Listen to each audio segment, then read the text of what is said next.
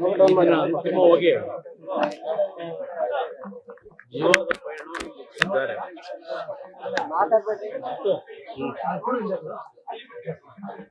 ಅವರು ನಮ್ಮಿಂದ ದೂರ ಹೋದ್ರು. ನಾನು ಬದುಕಿರೋವರೆಗೂ ನನ್ನ ಹೃದಯದಲ್ಲಿ ಇರ್ತದಷ್ಟೇ ಅಲ್ಲ, ಅದರ ಜೊತೆಗೆ ಅವರ ಭಾವನೆಗಳು, ಅವರು ಯಾವ ರೀತಿಯಲ್ಲಿ ಜೀವನ ಮಾಡಿದ್ದಾರೆ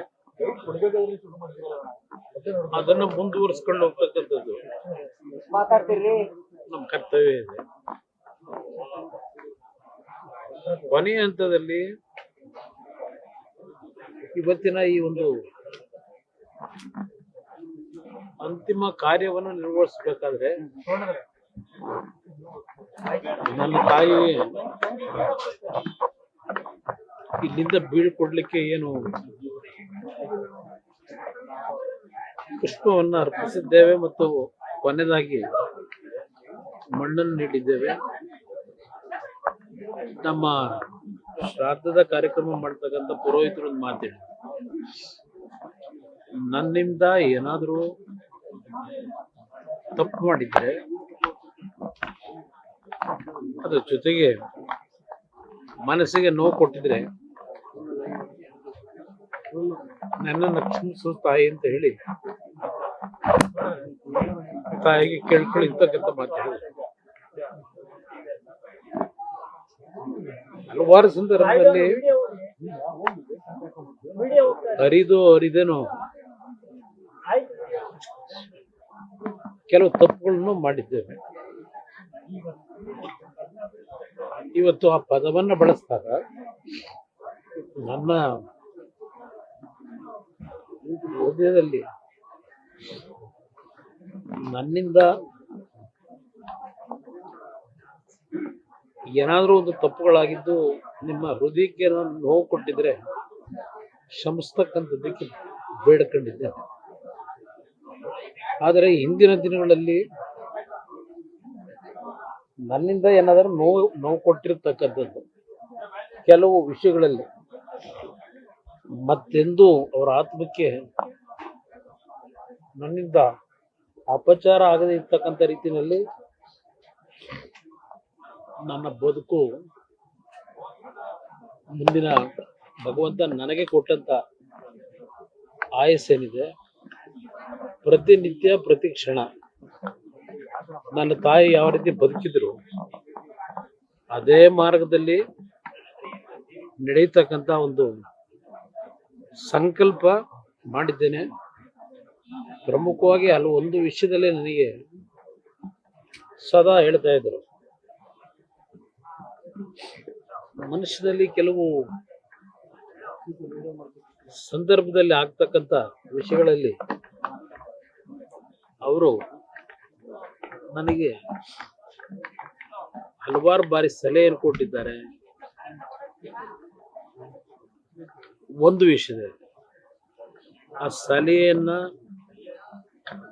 ಭಗವಂತನೇ ನನ್ನಿಂದ ನಾನು ಮಾಡ್ಲಿಕ್ಕೆ ಆಗದೇ ಇದ್ರು ಭಗವಂತನೇ ನನ್ನಿಂದ ಮೊದಲೇ ನನ್ನ ತಾಯಿಗೆ ಶಾಂತಿ ಕೊಡಬೇಕು ಅಂತ ಹೇಳಿ ಅದನ್ನು ನನಗೆ ದಯಪಾಲಿಸಿದ್ದಾನೆ.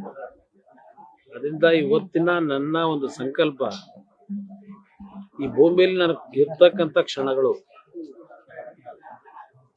ಈ ನಾಡಿನ ಬಡವರೇನಿದ್ದಾರೆ, ಈಗಾಗಲೇ ನಾನು ನನ್ನ ಜೀವನದಲ್ಲಿ ನನ್ನ ತಾಯಿಯ ನಡವಳಿಕೆಯನ್ನ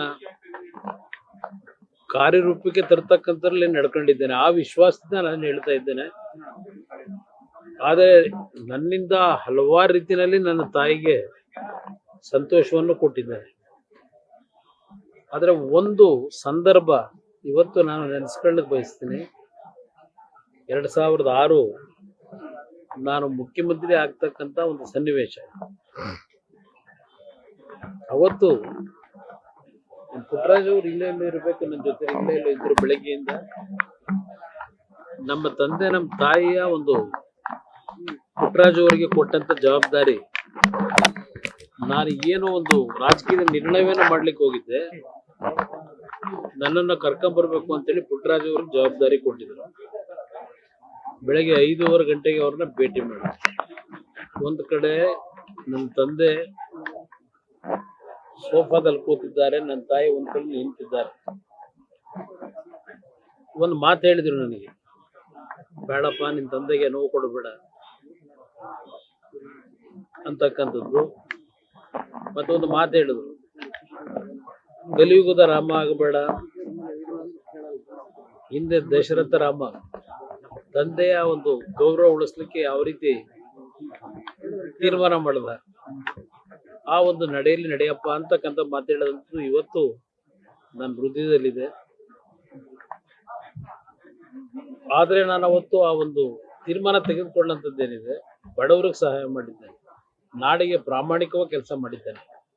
ನನ್ನ ತಾಯಿಗೆ ನನ್ನ ತಂದೆಗೆ ನಂತರ ಒಂದು ಒಳ್ಳೆಯ ಕೆಲಸ ಮಾಡಿದ್ದಾನೆ ಅಂತಕ್ಕಂಥ ಒಂದು ಅವರಲ್ಲಿ ಭಾವನೆಯನ್ನು ಮೂಡಿಸಿದ್ದೇನೆ. ನನ್ನ ತಾಯಿ ಇವತ್ತು ಈ ನೆಲದಲ್ಲಿ ಇವತ್ತೇನು ಮಣ್ಣಲ್ಲಿ ಮಣ್ಣಾಗಿದ್ದಾರೆ. ನಾನು ಮಣ್ಣಿಗೆ ಹೋಗುವವರಿಗೆ ನನ್ನ ತಾಯಿಗೆ ಎಂದೂ ಒಂದು ಸಣ್ಣ ಚ್ಯುತಿ ತರದೆ ನನ್ನ ತಾಯಿ ನಡೆದಂಥ ದಾರಿ ನಡೆಯಬೇಕು ಅನ್ನೋದೇ ನನ್ನ ಸಂಕಲ್ಪ.